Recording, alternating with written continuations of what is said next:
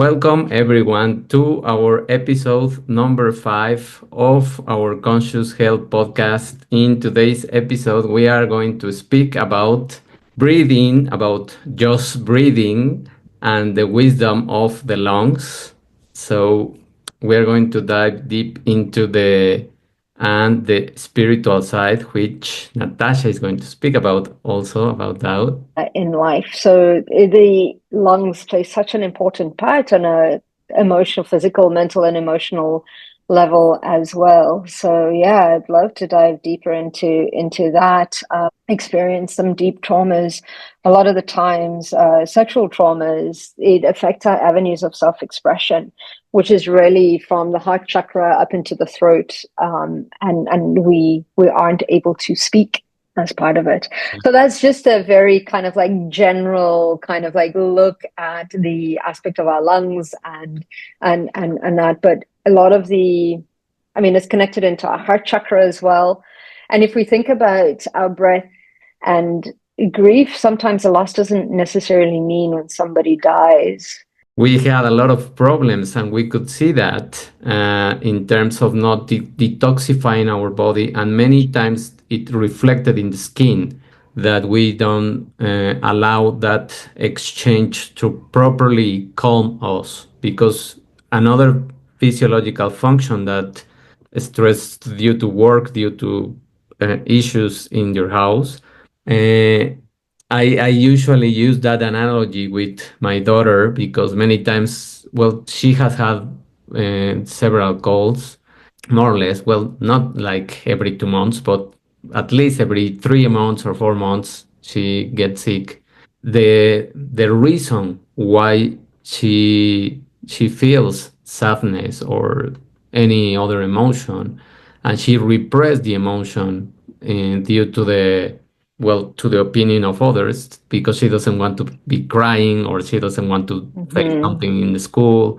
And many times I was also just researching in what Louise Hay says in her, and they feel that their lives are not meaningful because they are stuck in certain parts of their own lives. Absolutely.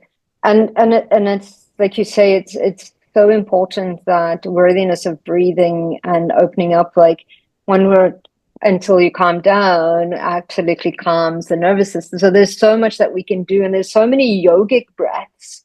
We live in a world where we're so connected to our phones, our computers, to everything that we actually disengage from living life, and we disengage from being in our bodies, and we disengage from all of the lungs, right? If we look into the biomedical shape, it's the tree of life. I didn't say anything aggressive. I just said what I think, promoting that students don't take seriously the deadline. And I also told her, besides, they don't even pay me what they should be paying me. And I felt so good when I spoke my truth, that I said, I don't think I will ever be able to shut up. Because if we are not able to express what is the next step, this is just the way we live. Aspect. Like, I mean, yeah, we don't debate anymore. That having a difference of opinion is not encouraged anymore. Yeah, it's quite interesting in the sense that, or whatever it may be, I think that is of utmost importance, because that to be with this, but admire somebody else for being who they are. And I don't think I have one teenage daughter that expresses who she is. She doesn't care what anybody thinks. Shows up somehow in a very different way later on in life. You know, Yeah. we've been taught not to rock the boat. We've been taught to people please. We've been taught to make sure that everybody's okay and not. And a lot of the times when the amazing aspect about speaking our truth is also about listening. And I think a lot of people don't feel heard or seen. And Elizabeth Gilbert, the writer, the writer Mm-hmm. of Loving, Praying, and I don't know the other word, she needs at some point to step away from family and from culture, and they repress them so much that it is obvious that they are going to develop that anger. You find that a lot in not only in Mexico, but in a lot of Latin kind of cultures as well. And I find it with some of my Chinese clients, I find it with some of my Indian clients. It's very much that in aspect of kind of like we're here to serve. And it's okay if if we can step into our feminine side and still yet express ourselves, smashing it in the career, smashing it at home. It's almost kind of like, and we can do that for sure. In order to step into our masculine energy, we have to switch off the nurturing, the caring, the sensibility, the intuitive, the creative aspect of it. I need to be able to carry X, Y, and Z. Yes, I can choose to do it if I want to, but now it's become this expectation that, this is just the way it is. And I think we're getting lost in there somewhere. But you're right in the sense that we're repressing that aspect of who we are. And I see a lot in so I start to find a lot in breast cancer. There is that suppression or repression of that. The bad way to release that is to I open my heart and sing the joys of love. No, no, no, no, no. Yes, it's okay.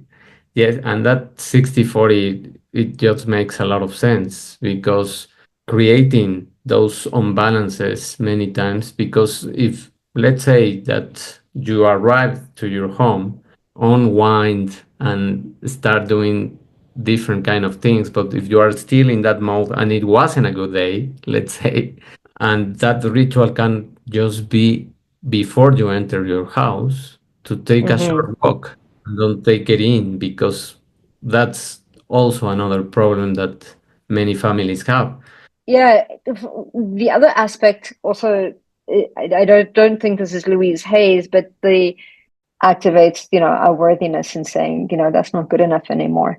And yeah, I found that quite interesting that it's connected to creating those boundaries. Also relates to everything that we have said, that you need to speak in a way that root cause of not feeling worthy, that you are not even able to express as you want. Not a coincidence. Green means that you need to connect also with nature. But I also find certain things kind of like, so winter's coming up. Yeah. On this side. And a lot of the times it's cold and flu season as well. So I always get really, really curious when we do have something, whether it's our chest, so looking at perhaps kind of like feeling into the lungs and looking at, okay, what grief or sadness or disconnection am I feeling? So it's absolutely about feeling into the body. Well, the throat chakra is the expression of the heart. It's the translator between the heart and the mind. Is of utmost importance to connect into, whether you're looking at binaural beats or anything like that. So help to shift any kind of sadness with sound healing would be another way of sometimes within the Akashic records, they encourage people to go do something that gets their heart going, which gets everything moving. So when I was younger, one of the first jobs that I had in South Africa was working for this. It's called Gold Reef City.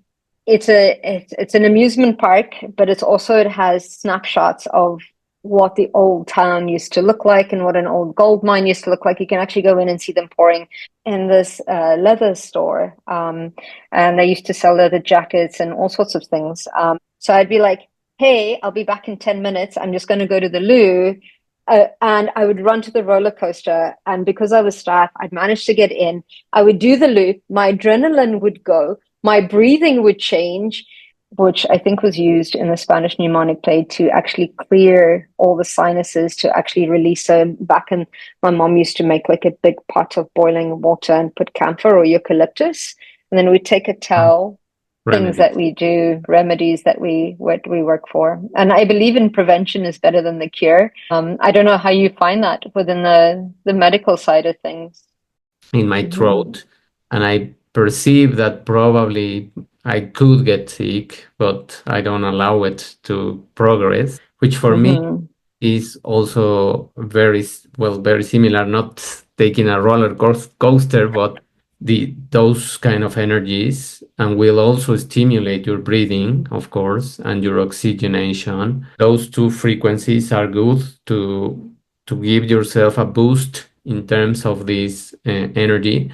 We need to learn to express. We need to learn to notice more our breathing patterns. Whenever you feel that pressure in your chest, the best and easiest sign for anyone, because you feel a Mm. pressure and you feel that. Is it?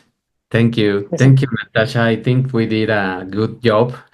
And this is the beginning of a series that we are going to start doing, and that it is going to be dedicated mostly to our new subscribers in the Substack website, or in any of our podcasts. We will have episodes that are going to be free, like the ones that we have had, where we need to connect more with our bodies and why we need to understand the function of each of these organs. No?